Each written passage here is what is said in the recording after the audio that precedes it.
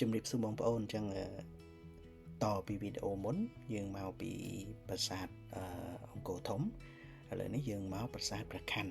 បាទនេះគឺទិដ្ឋភាពមុខខ្លោងទ្វារចូល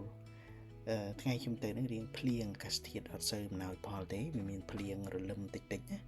ហើយនេះជាទិដ្ឋភាពខាងមុខខ្លោងទ្វារចូលមានមនុស្សច្រើនទៅលេងថ្ងៃហ្នឹងប៉ុន្តែខ្ញុំអត់បានថតទេកាត់ចេញខ្លះគូអត់បានសុំការអនុញ្ញាតពីពួកគាត់ខ្លះលោកគាត់ខឹងជាប់គាត់ចឹងណាហើយក្នុងវីដេអូនេះបើសិនជាបងប្អូនឃើញរូបបងប្អូនជាប់ដោយអចេតនា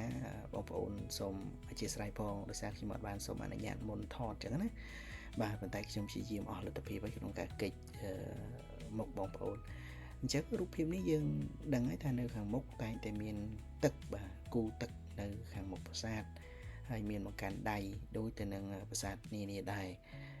ប្រាសាទនេះនៅក្នុងរាងជ្រៅដែរបងប្អូនយើងត្រូវធ្វើដំណើរឆ្លងកាត់ខ្លោងទ្វារទី1ហើយយើងដើរចូលទៅក្នុងរាងជ្រៅដែរមើលពីចម្ងាយទៅឃើញលឹមហើយអមដោយព្រីស្រោងនៅខាងមុខដូចជា frame រូបថតអញ្ចឹងមើលទៅស្អាតមែនទែនហើយខ្ញុំមានខាទៅមុខបន្តិចដើម្បីឲ្យឆាប់ដល់បាទអញ្ចឹងទៅដល់ពាក់កណ្ដាលផ្លូវមានបងប្អូនដែលជាអ្នកភ្លេងលេងឧបករណ៍តន្ត្រីខ្មែរយើងចូលទៅដាក់ស្ដាប់គាត់មកបត់មើលតើព្រោះអត់បាទ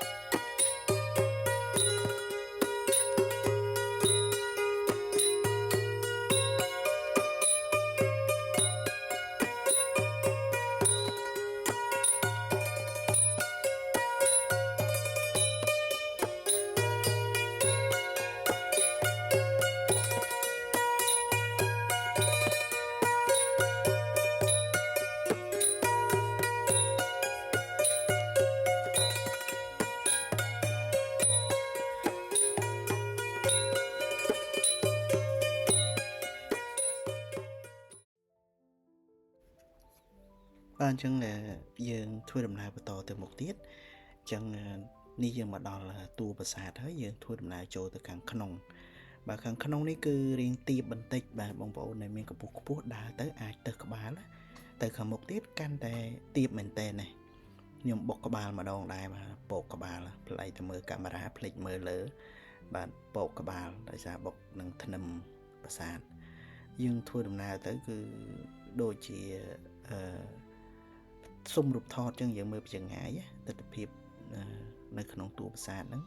វែងហើយយើងដើររហូតទៅដល់កន្លែងចេតិយមួយបាទចេតិយហ្នឹងគឺខ្ញុំអត់ច្បាស់ថាចេតិយអីទេបើបងប្អូនដឹងជួយ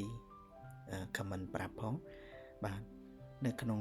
កណ្ដាលតួប្រាសាទហ្នឹងមានចេតិយចំណាស់មួយបាទបុរាណមួយហើយនៅចិត្តចេតិយហ្នឹងគឺមានកន្លែងគេហៅកន្លែងគក់ទ្រូងណាអញ្ចឹងនៅក្នុងប្រាសាទទាំងអស់នៅក្នុងខេត្តសៀមរាបហ្នឹងគឺមានប្រាសាទហ្នឹងមួយមានកន្លែងគក់ទ្រូងដែរបាទបងប្អូនទៅបងប្អូនអាចសាកបានយើងចូលផ្អែកទៅនឹងជាងហើយយើងគោះទ្រូងទៅគឺវាលឺសូរដុងខ្លាំងនៅកន្លែងដែលយើងគក់ហ្នឹងណាបាទអញ្ចឹងហើយធ្វើដំណើរត្រឡប់ទៅមុខបន្តទៀតបាទមិនត្រឡប់ទេទៅមុខហ្នឹងហើយទៅមុខបន្តទៀតរៀងខានតិចលឿនតិចទៅហើយបាទទៅដល់ហ្នឹងគឺបាទនោះចិត្តដល់ចេតិយហ្នឹងបងប្អូនហ្នឹងហើយចេតិយហ្នឹងខ្ញុំនិយាយមិនណាលឹងនេះទេចេតិយមុខនោះហ្នឹងហើយបាទនេះចេតិយបាទចេតិយនេះឯងគឺមើលទៅស្អាតណាបងប្អូនក្បាច់រចនាអីហើយគឺអស្ចារ្យមែនទែនយើងមើលឲ្យធ្វើសាងសង់នៅកណ្ដាលប្រាសាទហើយកពូលខាងលើបាញ់ឆ្ពោះទៅមានភ្លើងដូចជាភ្លើងអំពូលតែមិនមែនទេអាហ្នឹងគឺជាពន្លឺព្រះអាទិត្យដែលចាំងឆ្លុះមកចំកពូលចេតិយហ្នឹងមើលទៅឃើញដូចបើកភ្លើងអំពូលចឹង ហើយខ្ញុំក៏ត្រូវបានកាយប្រាប់ថាឲ្យដើរចេញមកក្រៅវិញតាមព្រះអង្គមួយអង្គហ្នឹងរូបពុទ្ធអញ្ចឹងយើងដើរបត់មកឆ្វេងចេញមកខាងក្រៅដើម្បីមកថតនៅទស្សនភាពខាងក្រៅខ្លះៗជំវិញប្រាសាទហ្នឹងដើម្បីឲ្យបងប្អូនទស្សនាបាទអញ្ចឹងបងប្អូនដែលទៅលេងនៅប្រាសាទព្រះខ័នបងប្អូនអាចសាកល្បងទៅកន្លែងចេតិយហើយសាកគោះទ្រូងសាកលមើលហើយលោកខ្ញុំនិយាយទៅមិនពិតអីតែខ្ញុំបានឃើញហើយខ្ញុំបានឃើញគេគោះហើយគឺពិតជាលឺពិតមែនបាទអញ្ចឹងនៅក្នុងប្រាសាទព្រះខ័នហ្នឹងមានកន្លែងហ្នឹងមួយដែលអាចគក់ទ្រូងទៅឬដូចទៅនឹងកន្លែងដែលប្រាសាទផ្សេងដែលមានកន្លែងគក់ទ្រូងដែរបាទអរគុណច្រើនក្នុងការតាមដានទស្សនាវីដេអូហើយខ្ញុំសប្បាយចិត្តបើសិនជាបងប្អូនជួយ like និង subscribe ជាការលើកទឹកចិត្តហើយពេលខ្ញុំធ្វើដំណើរទៅកន្លែងផ្សេងទៀតខ្ញុំនឹងថតវីដេអូដើម្បីចែកម្លែកឲ្យបងប្អូនបានទស្សនាហើយបើមានពេលបងប្អូនអាចទៅលេងថតរូបជាលក្ខណៈគ្រួសារគូស្នេហ៍ឬក៏អាចជួយផ្សព្វផ្សាយនៅកន្លែងល្អៗនៅក្នុងប្រទេសយើងដើម្បីឲ្យបងប្អូនក្នុងស្រុកបានឃើញក៏ដូចជាក្រៅស្រុកឲ្យគាត់មានចំណាប់អារម្មណ៍និងអាចចូលមកលេងឬក៏ទស្សនានៅក្នុងប្រទេសរបស់យើងបាទអរគុណច្រើនសូមជម្រាបលាជួបគ្នានៅវីដេអូក្រោយ